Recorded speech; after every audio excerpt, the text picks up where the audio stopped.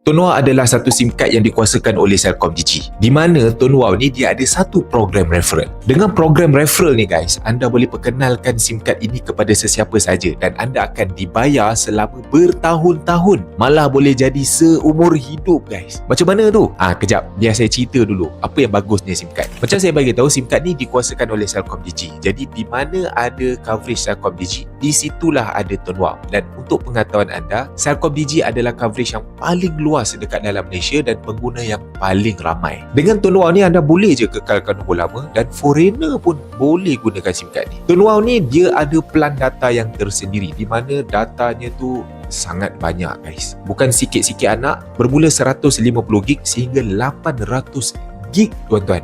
Kalau orang yang normal, data ni sangat banyak lah. Jadi insyaAllah cukup lah untuk keperluan bulanan. Kalau anda yang pelajar ataupun anda ni veteran, anda boleh ambil plan FU20. Dia bagi 35GB data, anda boleh guna selama sebulan. Tapi kalau anda nak data yang lebih banyak, saya cadangkan anda ambil FU35. Anda boleh dapat data 150GB unlimited call untuk sebulan. Kalau anda nak gunakan untuk hotspot yang banyak ataupun untuk modem, anda boleh ambil plan FU60 di mana anda akan dapat 500GB data dan sebahagian besarnya boleh guna untuk hotspot. Kalau anda nak pergi ke luar negara, jangan risau, Tun Wow ada plan roaming, ada plan bulanan, ada plan mingguan, plan 3 hari pun ada. Kalau anda nak guna untuk harian ataupun untuk mingguan, Tun Wow juga ada plan tersebut. Bukan itu saja, anda bukan sekadar dapat data yang banyak, tapi anda juga diberikan cashback sehingga 5% tiap kali anda bayar. Contoh, anda bayar RM50, anda dapat balik RM2.50. Anda bayar RM60, anda dapat balik RM3. Ini adalah cashback. Selama ni kita pakai handphone, kita bayar tiap-tiap bulan 1 sen pun kita tak dapat, tapi beribu ringgit kita dah habis selama bertahun-tahun pakai. Tapi dengan Tun Wow, kita dapat balik 5% cashback tersebut. Dan Tun Wow juga beri kita PA takaful sehingga RM50,000 secara percuma. Korang tak payah bayar caruman. Tun Wow akan lindungi korang dengan RM50,000 takaful as long SIM card korang